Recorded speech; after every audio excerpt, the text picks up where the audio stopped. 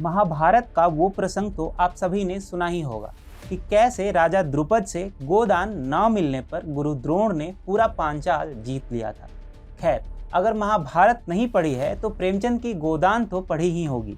अगर गाय के महत्व को आप अभी भी नहीं समझ पा रहे हैं तो ये तो जानते ही होंगे कि गो, गीता, गंगा और गायत्री सनातन के 4 स्तंभ हैं। इन्हें स्तंभ मानने के अपने कारण भी हैं, जैसे नदी मानव सभ्यता की जननी है, गीता मानव मात्र की मार्गदर्शक है, गायत्री मानव मात्र की मंत्र है तथा गौ संपूर्ण मानव मात्र की संपदा स्वरूप है। अंततः सनातन ने इन चारों को मां स्वरूप माना है, जो कि वैज्ञानिक भी है। इनके संरक्षण और संवर्धन के लिए इन्हें धार्मिक परिधि में बांधना अनिवार्य है। परंतु पाश्चात्य संस्कृति और औद्योगिक विकास की द्विचित प्रवृत्ति ने इन चारों की गरिमा को धूमिल किया है। गंगा कलुषित हो गई है और गो व्यथित हैं। मुगलों ने सनातन सभ्यता की नींव हिलाने के लिए व्यापक पैमाने पर इनकी हत्या की और मंदिरों में फेंका, तो वहीं अंग्रेजों ने पाश्चात्य संस्कृति के प्रसार के लिए बीफ पार्टी तक आयोजित किए। ब्रितानी हुकूमत ने तो कारतूस भी गाय के चर्बी से बनवा दिए, जिसने 1857 की क्रांति की नींव रखी। स्वतंत्रता पश्चात खान पान और धर्म से जुड़े अपने छद्म अधिकारों का राग अलापते हुए लोगों ने धर्मधुरी गौ मारना और खाना आरंभ कर दिया। निहित आर्थिक स्वार्थ, औद्योगिकरण और चमड़े की आपूर्ति के लिए गोकशी जैसे जघन्य अपराध को वैधानिकता मिलती रही।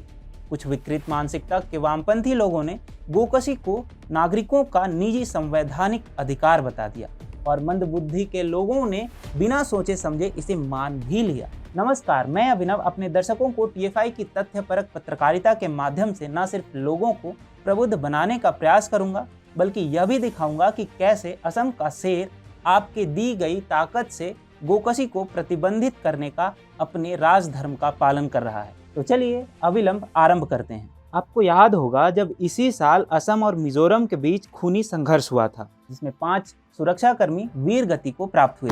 कारण था गोकशी और गो तस्करी। असम के मुख्यमंत्री हिमंता बिस्वा शर्मा ने उस समय मिजोरम से बांग्लादेश और म्यांमार से आए घुसपैठिए मुसलमानों को दिमा हसाओ के जनजातीय क्षेत्र में न बसने की हिदायत दी थी, क्योंकि ये लोग गोकशी और गो तस्करी में संलिप्त थे। पर अफसोस वो ऐसा नहीं कर पाए। लेकिन अब खबर यह है कि राज्य में गो हत्या और गो तस्करी को समाप्त करने के उद्देश्य से असम सरकार ने अपने मवेशी संरक्षण अधिनियम में कई बड़े बदलाव लाते हुए संशोधन पारित कर दिया है। असम मवेशी संरक्षण अधिनियम 2021 को पारित करने के 4 महीने पश्चात गुरुवार को असम विधानसभा द्वारा यह संशोधन विधेयक पारित कर दिया गया।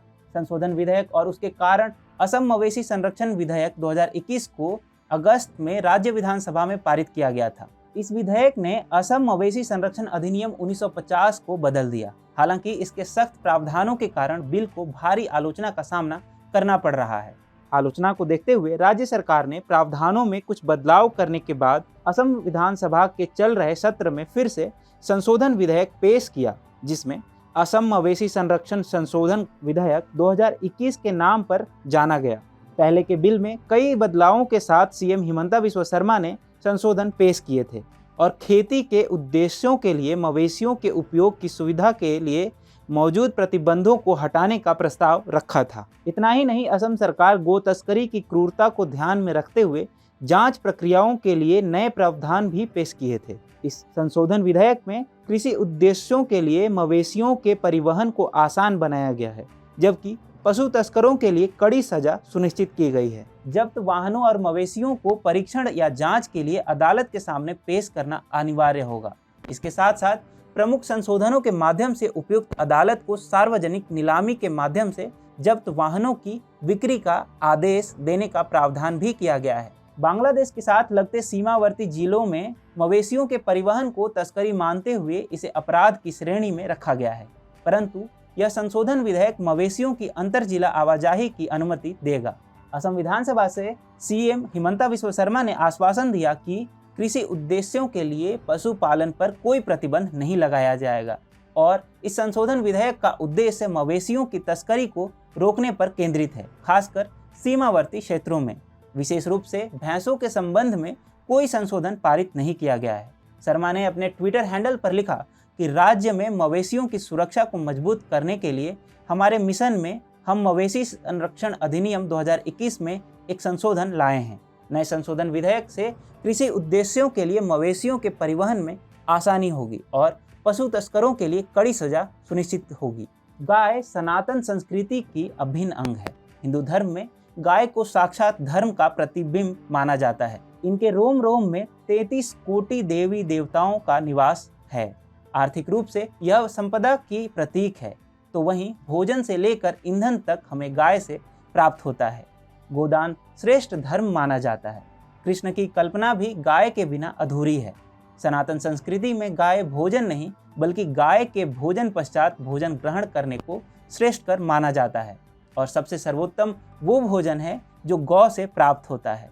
रही बात संवैधानिक वैधानिकता की, तो जब संविधान बनाने की प्रक्रिया शुरू हुई थी तब मोहनदास गांधी और कई शीर्ष नेताओं को कई पत्र और तार मिले जिसमें गोवध को अवैध बनाने का अनुरोध किया गया था। पर महात्मा के कथनानुसार अपने धार्मिक सोच को दूसरों पर थोपना गलत है। नवंबर 1948 में पेश संविधान के प्रारंभिक मसौदे में गो रक्षा या गो हत्या पर प्रतिबंध लगाने से संबंधित कोई प्रावधान नहीं था, पर 24 नवंबर को राज्य के नीति निर्देशक तत्वों के तहत अनुच्छेद 48 में इसे अंकित किया गया है। नेहरू ने जानबूझकर इसे राज्य के उत्तरदायित्वों पर छोड़ा, पर मोदी सरकार के नेतृत्व में भाजपा शासित राज्य सनातन संस्कृति के इस धर्म धुरी के रक्षण का सार्थक प्रयास कर रही हैं। रही बात बैल बुद्धि लोगों की, तो संविधान भारत के प्रत्येक नागरिक पर अनुच्छेद 51A(G) के तहत प्राकृतिक पर्यावरण की रक्षा और सुधार करने तथा जीवित प्राणियों के लिए करुणा रखने के लिए एक मौलिक कर्तव्य भार डालता है। गोहत्या पर प्रतिबंध उचित है क्योंकि इस अधिनियम ने राज्य को पर्यावरण की रक्षा और सुधार करने में सक्षम बनाया है।